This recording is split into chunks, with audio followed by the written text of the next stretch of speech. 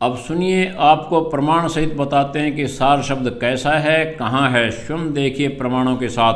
कबीर साहब कहते हैं कि सार शब्द अर्थात सतगुरु काया से बाहर है। कबीर साहब कहते हैं कि बिन सतगुरु को भेद बतावे, नाम प्रताप जोग ही आवे। काया तेजो बाहर होई, भाग जीव पावे पुनि सोई। बाहिर को मैं कहब ठिकाना, सुरती कमल सतगुरु निर्वाणा। कबीर सागर ज्ञान सागर पृष्ठ 87। सुरती कमल का बूझ ठिकाना, द्वादश दर पर हमारा स्थाना। सदग्रंथ साहिब पेज 465। सुरती कमल सतगुरु हैं भाई, जिन अक्षय वृक्ष की राह बताई। सदग्रंथ साहिब पेज 469। इन वाणियों का अर्थ समझने से पहले हमें यह जानना होगा कि सार शब्द को सतगुरु भी कहते हैं, शब्द गुरु भी कहते हैं। एक वाणी और सुनिए। देही को सतगुरु कहे, यह सब धूंधर ज्ञान। चार दाग आवे नहीं, वाकु सतगुरु जान। इन वाणियों में कबीर साहब व गरीबदास जी महाराज ये समझाना चाहते हैं कि सतगुरु या सार शब्द का मूल ठिकाना सुरती कमल में है, जो 12वें द्वार के पार सतलोक में है। इन वाणियों से प्रमाणित हो गया है कि सार शब्द 12वां द्वार पार करके सतलोक में सुरती कमल में है। जब तक हमारी सुरती वहाँ नहीं पहुँचेगी, तब तक सार शब्द की झलक स्वप्न में भी नहीं मिलेगी। कबीर साहब जी व गरीबदास जी के ज्ञान से अलग सार शब्द के लिए मदनपति जी के पंथ वाले ब्रह्मरंध्र यानी 10वें द्वार में ध्यान लगवाते हैं, जो ब्रह्मलोक तक की सीमित है। ब्रह्मलोक में 10 प्रकार की धुन सुनती हैं, वह बहुत आनंद भी मिलता है, इसलिए ब्रह्मलोक को सुख सागर भी कहा है। ये मदन पंथ वाले 10वें द्वार अर्थात ब्रह्मरंध्र तक की भक्ति देकर जीव को उलझा कर रखते हैं। इनके ज्ञान के अनुसार जीव काल लोक में ही रह जाएगा। ब्रह्मलोक काल का ही लोक है। यदि आपके भाग्य में कोई पाप कर्मों की मार या कोई दुख आने वाला है, तो इस भक्ति से ये दुख भी दूर नहीं हो सकता और न ही मोक्ष होगा। लेकिन ये अज्ञानी लोग इसी को सार शब्द परमात्मा व पूर्ण मोक्ष बताते हैं। लेकिन वास्तव में 12वें द्वार के ऊपर जो सार शब्द प्राप्त होगा, उसकी धुन व आनंद इसकी तुलना में कई गुना अधिक होता है। सार शब्द प्राप्ति के बाद हम परमात्मा का साक्षात्कार कर पाएंगे। सार शब्द का सिमरण करके ही पूर्ण मोक्ष प्राप्त होगा। इसी सार शब्द से तुम्हारे पाप कर्म भी कटेंगे, सुख भी मिलेगा और मोक्ष भी मिलेगा। यह सार शब्द 2 अक्षर के सतनाम तथा 1 अक्षर के आदि नाम का अजपा जाप करने से प्राप्त होता है। अब आप स्वयं निर्णय करें कि सार शब्द ब्रह्मरंध्र अर्थात 10वें द्वार में है या 12वें द्वार को पार करके सतलोक में है। आपके सामने प्रमाण सहित निर्णय हो गया है कि सार शब्द 12वें द्वार के पार है, जो कबीर साहब ने बताया है। इससे सिद्ध हुआ कि मदनपति जी के ज्ञान के अनुसार 10वें द्वार में सार शब्द बताना काल द्वारा बताया भ्रमित ज्ञान है, जो बिल्कुल गलत है। आप शिक्षित हैं, स्वयं निर्णय कर लें। एक उक्ति है, हाथ कंगन को आरसी क्या, पढ़े लिखे को फारसी क्या। अब आपको द्वारों का ज्ञान करवाते हैं। कबीर साहब की वाणी क्या कहती है, सुनिए। 10 दरवाजे प्रकट हैं, 4 कुलफ लगाए, 2 दरवाजे उघड़े, हंसा सचू पाए।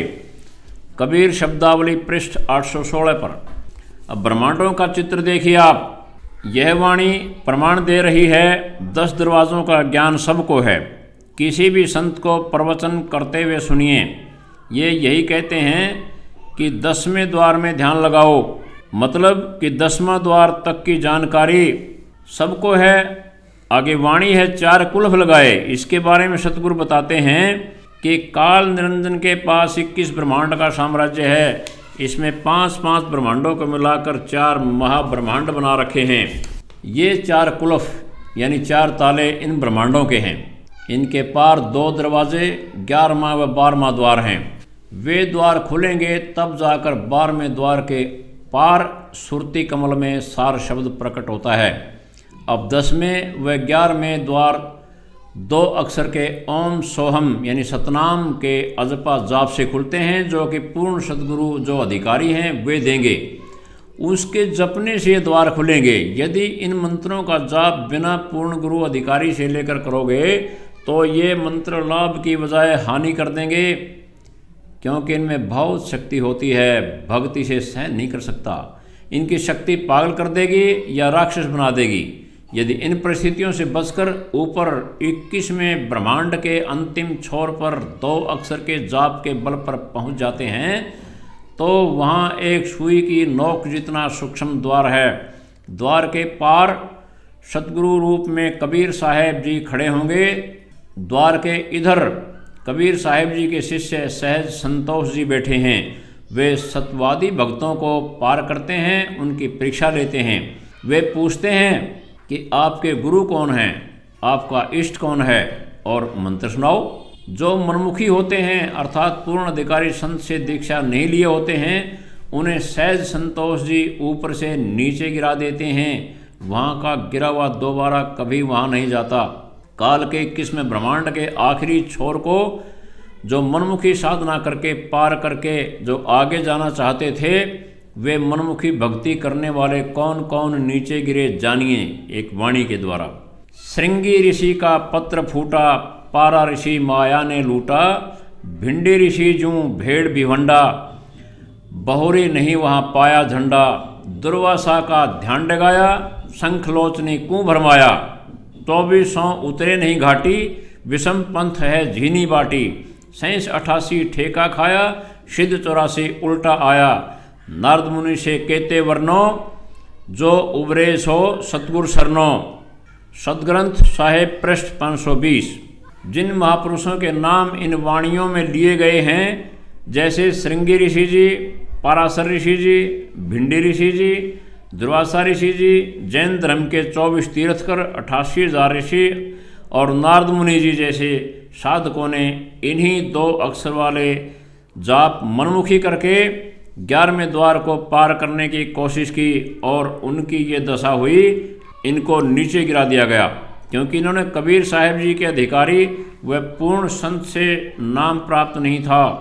अब आप विचार करें कि जिनके पास नाम ही नहीं और 10वें द्वार में ध्यान लगाते हैं और वे पूर्ण मोक्ष की बात करते हैं, इससे आप अंदाज़ा लगा लो कि कहाँ बैठे हैं। 11वें के बाद 12वें द्वार में जो आदि नाम अक्षर है, उसको भी अजपा विधि से, सुरती नृत्ति से अजपा जाप किया जाएगा।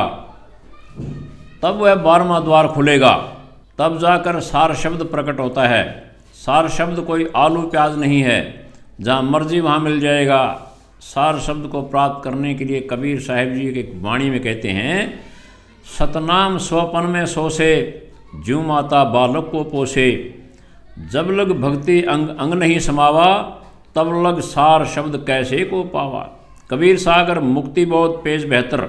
इस वाणी में कबीर साहेब जी कह रहे हैं कि सतनाम की अत्यधिक भक्ति होगी और भक्ति अंग अंग में समाएगी।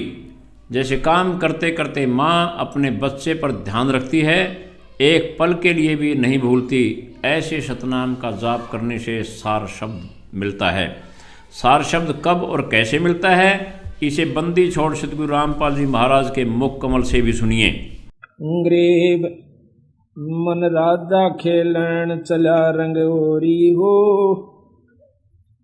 त्रिवेणी के तीर राम रंग होरी हो। मन राजा खेलन चला रंग होरी हो, त्रिवेणी के तीर राम रंग होरी हो। 5 सखी नित संग है रंग होरी हो, बरस के सरनीर राम रंग होरी हो। इला पिंगला मध्य है रंग होरी हो, बीच सुषमना घाट राम रंग होरी हो। शिव बर्मादिक खेलाई रंग होरी हो, सनगातिक जो है बाट राम रंग होरी हो। उसे परमात्मा की तरफ हर एक इंसान, हर ऋषि, हर संत भक्ति में लगा हुआ है, लेकिन वो सतभाव सतनाम ना मिलन की वजह से, सार शब्द ना पान, सार नाम सार शब्द ना मिलन की वजह से वो वहाँ नहीं पहुँच पाए। ये सभी अपना नाम ले रहे हैं, सनकादिक, सनक सनंदन, ब्रह्मादिक यानी शिव जी, ब्रह्मा विष्णु महेश, सभी उस नाम में यानी भक्ति में लगे हुए हैं। आप देखिए कि जहाँ पर ब्रह्मा विष्णु महेश नहीं जा सकते, उनके उपासक कहाँ जाएंगे। एक का बात को समझ लेवा इंसान को, इतना इशारा बहुत हो है। अब उन तो फालतू तो उनके उपासक ना सिद्ध हो सकते, ना समाधिस्थ हो सकते, ना वो कोई ऐसी सिद्धि प्राप्त कर सकते, और वो भी पार ना हो सकते, तब वह कहाँ जाएंगे। तो क्या कहें, शेष सैंस मुख गावे ही रंग होरी हो, यो नारद पोर नाद राम रंग होरी हो, हाथ अबीर गुलाल है रंग होरी हो, खेलत हैं सब साध राम रंग होरी हो, इंद्र कुबेर वरुण है रंग होरी हो, धर्मराय जान धरंत राम रंग होरी हो, चित्रगुप्त चितवन कर रंग होरी हो, कोई न पावे अंत राम रंग होरी हो।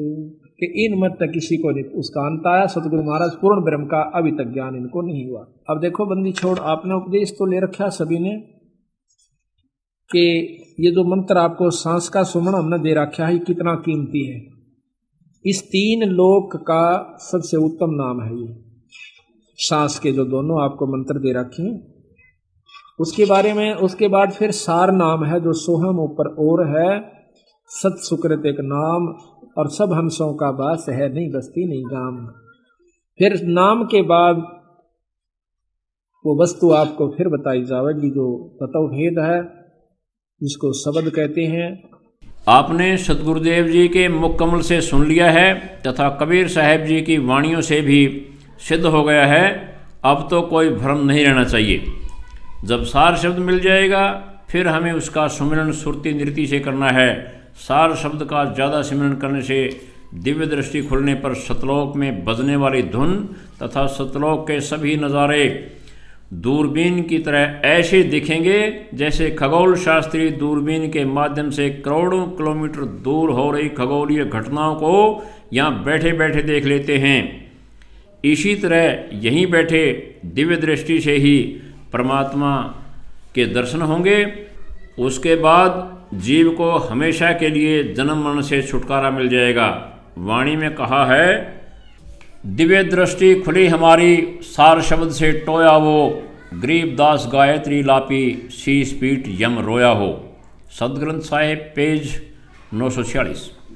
इस वाणी में गरीबदास जी समझा रहे हैं, जब सार शब्द की ज़्यादा कमाई हो जाएगी तो सार शब्द के द्वारा हम परमात्मा को प्राप्त कर पाएंगे और काल शीश पीट कर रोता रह जाएगा। तो साथियों, मदनपति पंथ वालों को सार शब्द की परिभाषा का भी पता नहीं तथा इन्हें सार शब्द की भनक भी नहीं है, ना मिल सकती।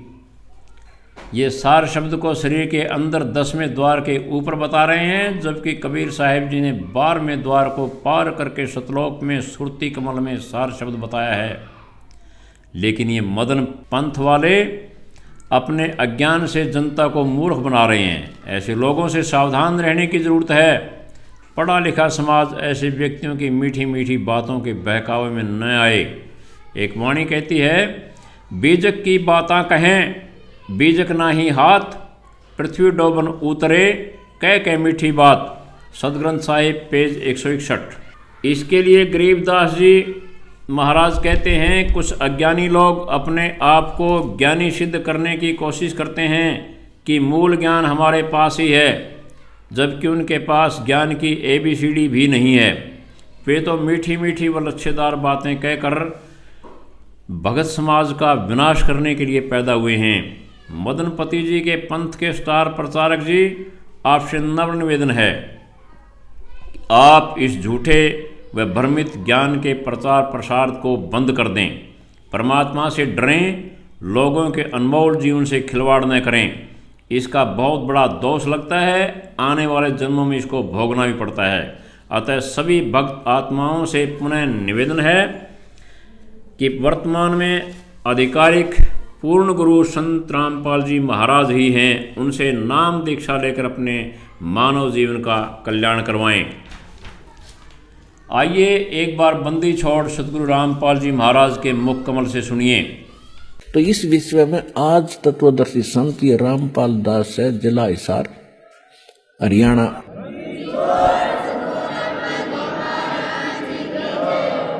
अब किसी का भ्रम ना रहना चाहिए।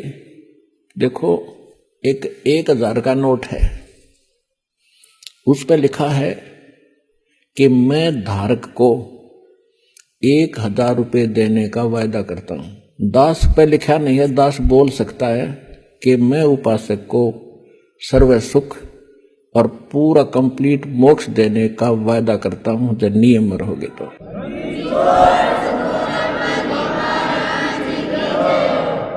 अब आपको वो तत्व ज्ञान और यथार्थ भक्ति और मंत्र समाधान मिला है, वो इस दास के पास है।